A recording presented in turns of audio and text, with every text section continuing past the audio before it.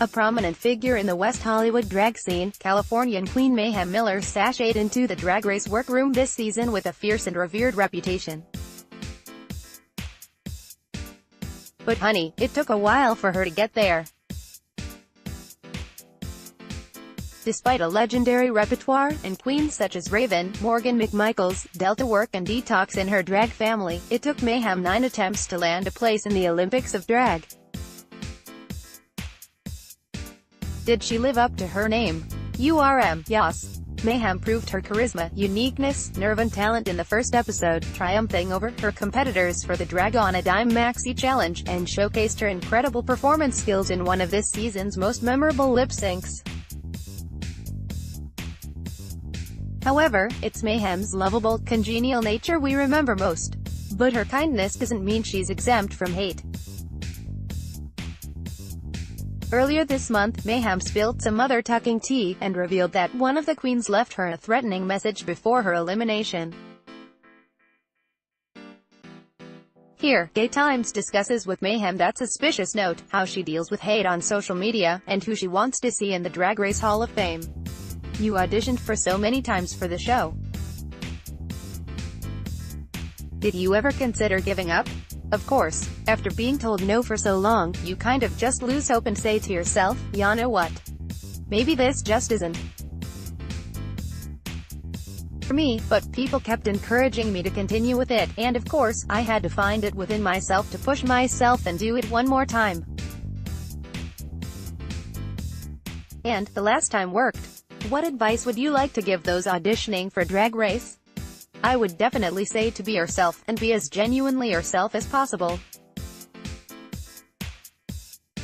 Remember that, you want to be on the show because you want to show the world who you are, not who you can be. A lot of people try to give what's already been done, like no, we've already seen that person. You should be yourself, and it's important for your story to be told. You've got a huge drag family, consisting of queens such as Morgan McMichaels and Raven. What's it like to have that bond? It's amazing to see my friends and their success, especially through RuPaul's Drag Race. I've known them all before Drag Race, and there's been some I've met through Drag Race. It's pretty cool to see the journey that a lot of them have gone on, and the world has now recognized the talent I've always seen. Out of your season 10 sisters, who did you have the closest bond with? On the show, I felt connected with Eureka and the Vixen. After the show, I grew closer with Vanessa, Vanjie Mateo. Speaking of Miss Vanjie, did you expect her exit to become so iconic? Absolutely not. I knew that it would be a moment that would have been used, and I thought it was going to be a good laugh, because when it happened, you saw RuPaul laughing. But I had no clue that it would have developed the way it has. I don't think anyone had a clue.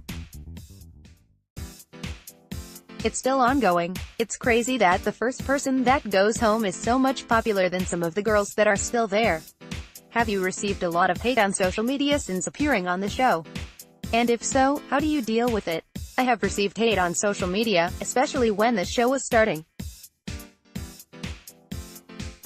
I was getting a lot of comparisons to other queens, and had to address it. I had to tell them to give these queens their respective love. Don't tear someone down because you're a fan of someone else. It boggles me. I don't understand why people do that. Other than that, I've had a couple death threats, and they're always anonymous. They say they're going to come to the club and shoot me, and someone said they were gonna come up to me and throw acid in my face. Someone wished I would die of cancer. I've had some horrible things said, along with the usual racial stuff. That doesn't help either. All I can do is address it publicly, when I do my Instagram lives, and try to encourage my fans, to let these people know we are not going to tolerate that.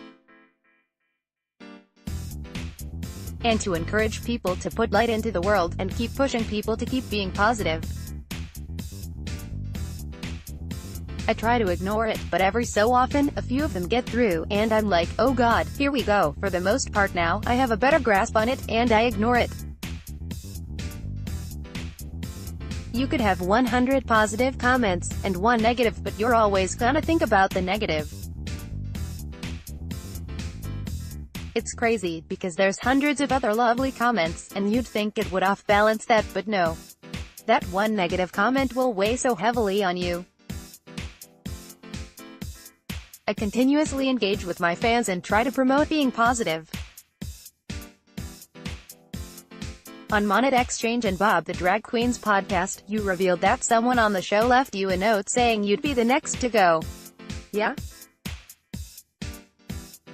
When it happened, I was very confused because it was just a mysterious note, sitting there on my makeup brushes. I asked each of the girls to come over and look at it, and give their thoughts, and nobody said anything. It's been very strange, and I was like, okay, well someone's fucking with me. Do you have any suspicions to who left it? To be honest, I don't, because I felt that I got along with everyone there, and I didn't give anyone a reason to not like me.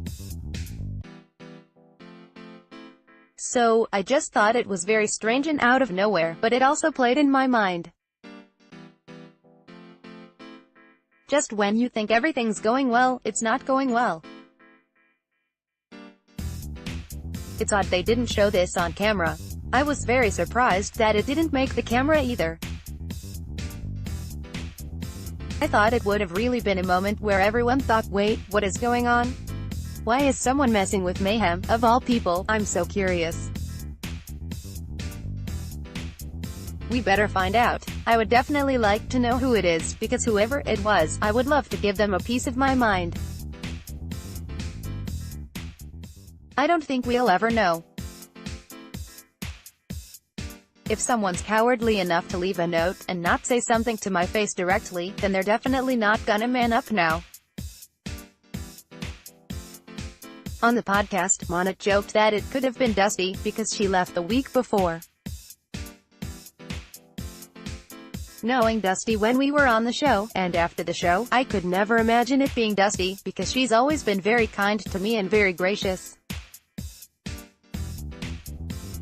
As well as a lot of the girls, and they've expressed that they've been fans of mine for years, so I couldn't see it coming from Dusty, definitely. But when we were talking about it on the podcast, I died, because that was the last person I could see doing it. I didn't even know anyone knew about this.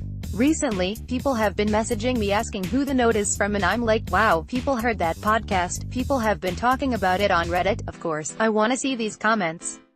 That's insane. I would like to see what the conspiracy theorists are saying, they might give me some answers. It'll give me something to read when I'm in the airport.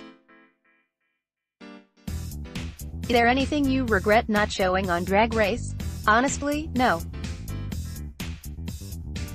I don't regret anything, because I felt like I truly represented who I am as a queen. I did my best, and my best was great. It just was my time to go home, and unfortunately, sometimes with reality TV, it's not reality. It was very shocking for me to go home, because I don't feel like I deserved to go home that soon.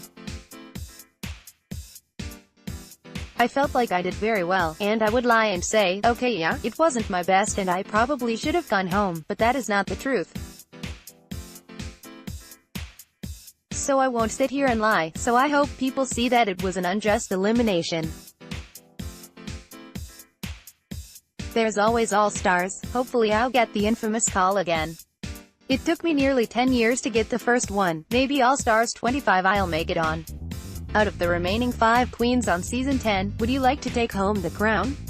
Oh goodness, out of those bitches, laughs, ya know what? I don't know, honestly. Each of them have good talents, but no one has stood out to me as the winner. It's pretty much an equal playing ground right now. I'm waiting for someone to just completely blow my mind, or for the reason to just completely fail miserably. Related, Tatiana opens up about Drag Race, her beef with Tyra Sanchez, and her fierce debut album T1. Gay Times June 2018, a special Pride edition. Get inside the latest Gay Times to discover exclusive interviews with Ezra Miller, Laverne Cox, Charlie Carver, Jink X Monsoon, Trevin Free and many more. By now,